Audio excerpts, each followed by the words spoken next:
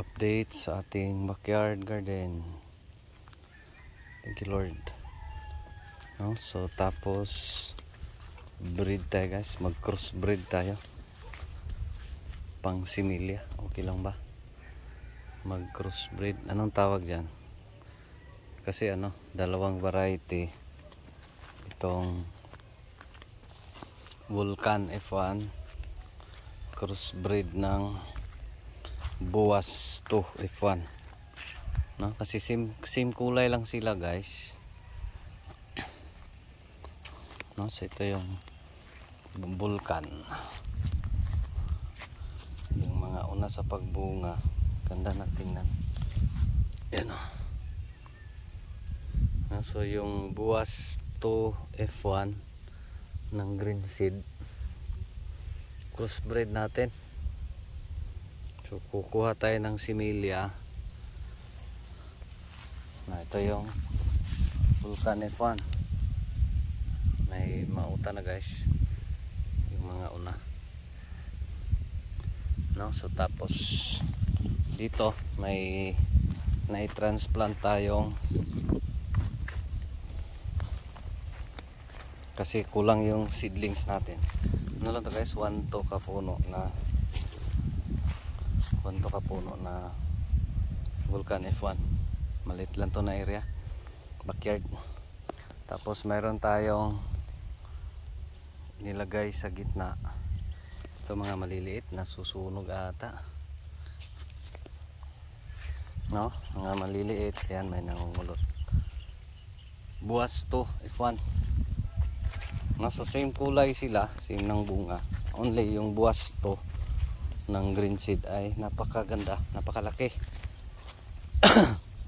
So oversize sa, kung titingnan mo yung bunga sa Buwas 2 F1 ay parang ano, parang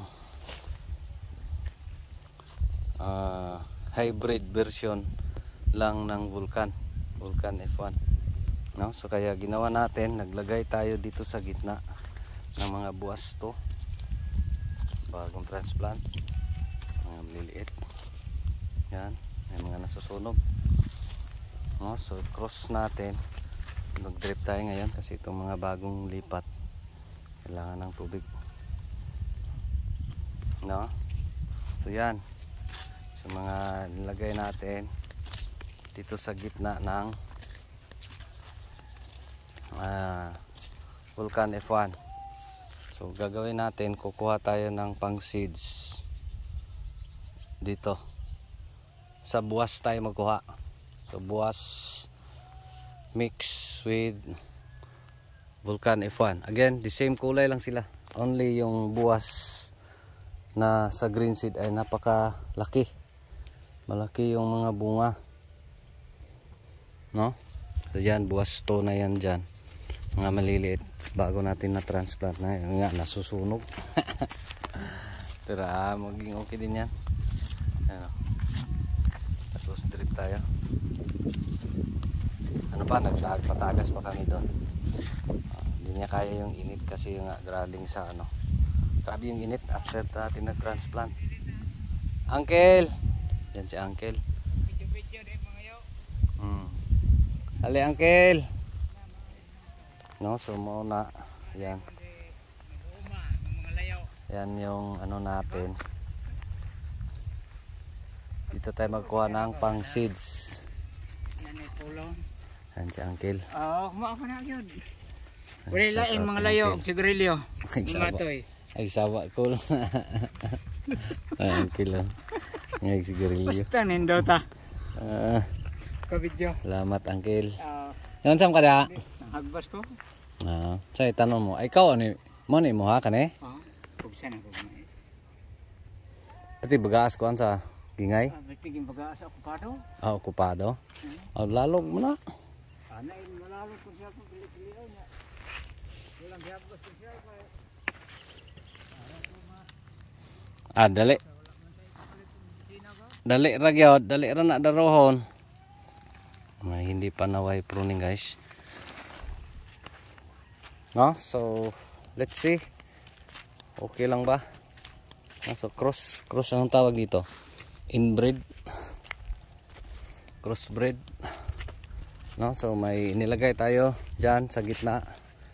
Replacement ng buwas to. So doon tayo kukuha ng pang seeds. So, again dito Vulcan mix buwas to. So magkuha tayo ng pang seeds doon sa buwas to na puno. No, so paligid niya ay Vulcan F1. Tapos doon tayo sa buwas to green seed magkuha ng pangbinhi. Let's see kung ano yung kalalabasan, no, dito sa ating backyard garden. No, so again, tong backyard garden natin may mga bunga na, minsan mga malalaki, doon yung mga nauna, no. So in a matter of week may ma-harvest lang konti-konti pang ulam. Of course pag mag-ulam tayo ngayon pwede na, no. So anong yun bang idea ninyo? Kasi mahal yung mga binhi, try natin gagawa ng sarili. Besides pareho lang yun. Pero again, let's see kung pareho ba talaga, no. So dito is sili tayo, no. So again, may nangungulot, di maiwasan, may kinakain pa ng mga snakes.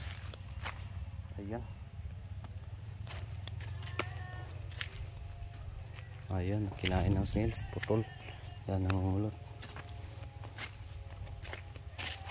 Ito. Ay, kinain ng snails, naputol, sunog, patay. No, so may pang ilan-ilan. Pwede na mautan. Ito rin yung ano guys, yung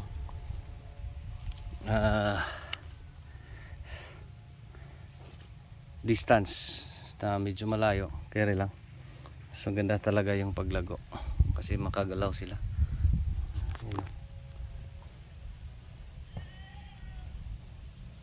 No? So may mga pang ilan-ilan ha. May pang ulam. May nangungulot na rin. No? So medyo malago na tingnan. Ano pa to? Wala pang na tayo, December 3. 1 month lampas, mga 40 days siguro after transplant o lampas, kasi before ano to, only before undas. No, so again, try natin gawa ng sariling binhi. Crossbreed, ano ba yan? Inbred, anong tawag dyan? Buwas to ng green seed versus Vulcan F1 na ganito rin guys. Ito yung tigda 2 puno per hill. Ganito sana yung setup natin dito, pero yun nga, kinulang tayo sa seedlings. So ito yung preferred ko talaga, na tigda 2 puno, no. Tapos malago na siya tingnan, no? So napakalaki na niya tingnan kasi tigda 2 puno. 2 puno yan, no. Yung isa lang, so yun nga, parang times 2, no.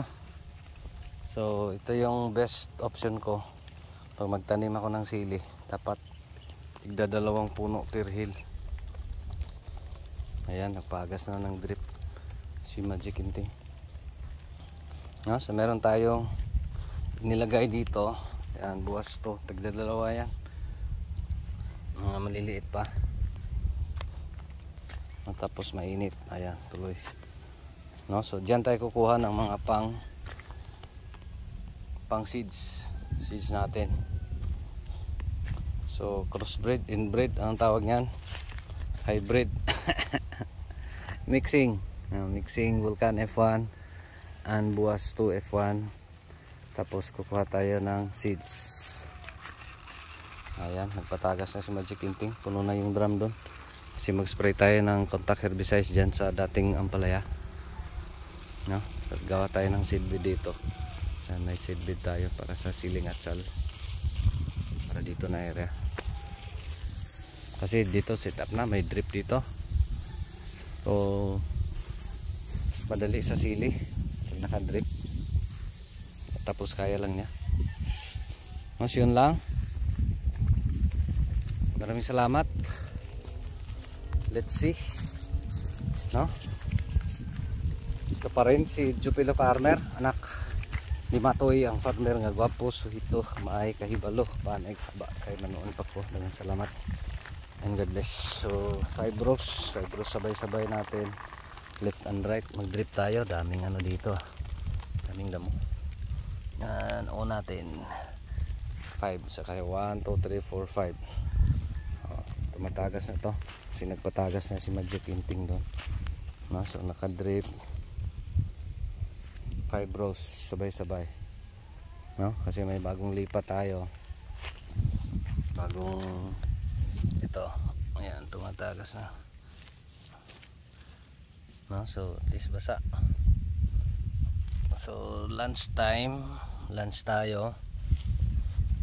So iiwanan natin. So pagbalik natin, pwede na i-off yung water source, no? So yan yung kagandahan sa drip. Ano lang to, again ulitin natin, gravity drip irrigation setup, 5 rows at a time.